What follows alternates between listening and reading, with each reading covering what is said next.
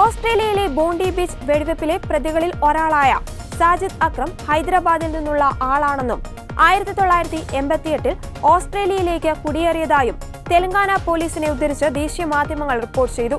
Hanukkah ആഘോഷിക്കുകയായിരുന്ന ജൂതന്മാരെ ലക്ഷ്യമിട്ട് സാജിദും മകൻ നവീദ് അക്രവും ഞായറാഴ്ച നടത്തിയ ആക്രമണത്തിൽ 15 പേരാണ് കൊല്ലപ്പെട്ടത്.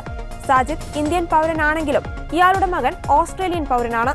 പോലീസ് വെടിവെപ്പിൽ സാജിദ് കൊല്ലപ്പെടുകയും നവീദ് ഗുരുതരമായ പരിക്കുകളോടെ ആശുപത്രിയിൽ പ്രവേശിക്കപ്പെടുകയും ചെയ്തു.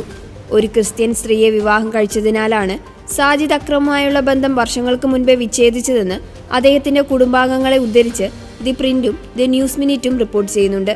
1998-ലാണ് സാജിദ് അക്രം ഇന്ത്യ വിട്ടത്.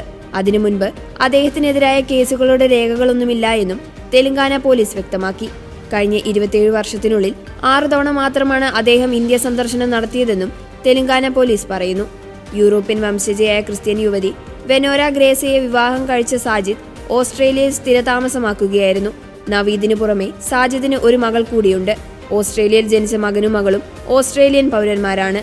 സാജിദിന്റെ ഹൈദരാബാദിലെ മറ്റു കുടുംബാംഗങ്ങൾ ഇപ്പോൾ നിരീക്ഷണത്തിലാണെന്നാണ് ദി ന്യൂസ് മിനിറ്റ് റിപ്പോർട്ട് ചെയ്യുന്നത്. ഓസ്ട്രേലിയൻ മണ്ണിൽ കഴിഞ്ഞ 30 വർഷത്തിനിടെ നടന്ന ഏറ്റവും വലിയ ഭീകരാക്രമണമാണ് ബോണ്ടി ബീച്ചിൽ ഉണ്ടായതെന്നാണ് റിപ്പോർട്ട്.